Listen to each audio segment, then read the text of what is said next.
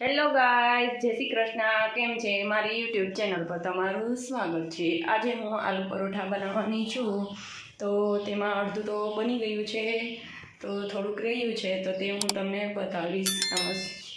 ચલો, આ છે બટેટાનો મસાલો. બટેટા બાફ્યા છે, તેમાં ડુંગળી, ટમેટાં અને મરચાંની પેસ્ટ કરીને વઘાર કરીને તે આ મસાલો બનાવ્યો છે. જો, અને આ છે પરોઠા. તે પણ મેં લોટ બાંધીને બનાવી નાખ્યા છે. હવે હું તે ભરીશ. ચલો, એક ઘઉંના લોટનું પરોઠું બનાવ્યું છે મેં. હવે આપણે એમાં મસાલો ભરશું.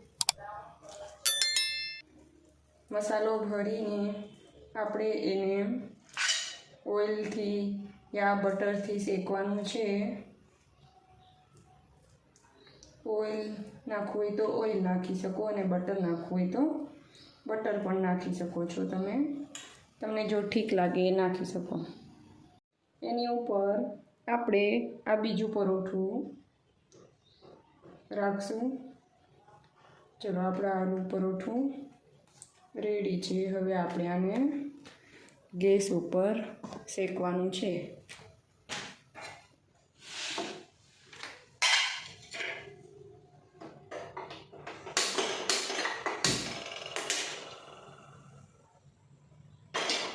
આ પરોઠું છે એમાં આપણે ઓઇલ લગાવશું, પછી શેકવા મૂકશું. પછી ઉપર પણ ઓઇલ લગાડી દઈશું.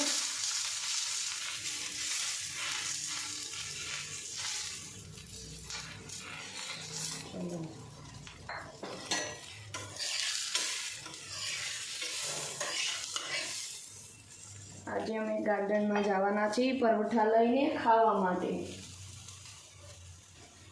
તો પરોઠું શેકાય છે, અને આ છે આંબલીની ચટણી. એ મેં આંબલીની ચટણી બનાવી છે. ખજૂર, આંબલી અને ગોળ નાખીને બનાવી છે ચટણી.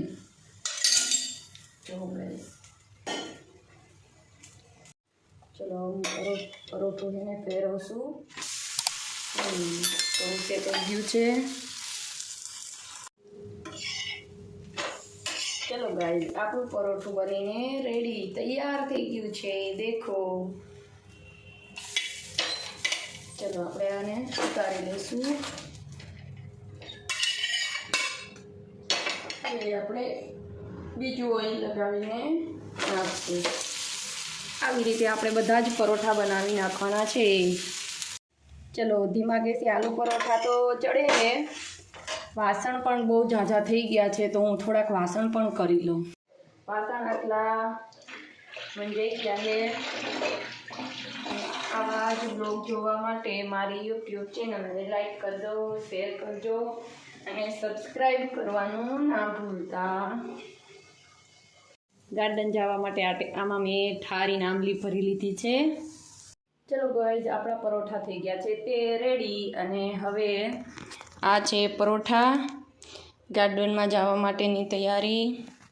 આ છે બેસવાનું, ચટણી, પાણીની બોટલ. ચલો, હવે આપણે થઈ જઈએ રેડી. પરોઠાને બધું તૈયાર થઈ ગયું છે. હવે હું થઈ જાઉં રેડી ગાર્ડન જવા માટે. ઘરે પોતાને વાસણને બધું થઈ ગયું છે. આવીને કંઈ ઉપાધિ નહીં હવે કરવાની. અને ચલો હાલો, મારી યુટ્યુબ ચેનલને લાઈક કરજો, શેર કરજો, અને કોમેન્ટ કરવાનું ના ભૂલતા. ચલો, બાય.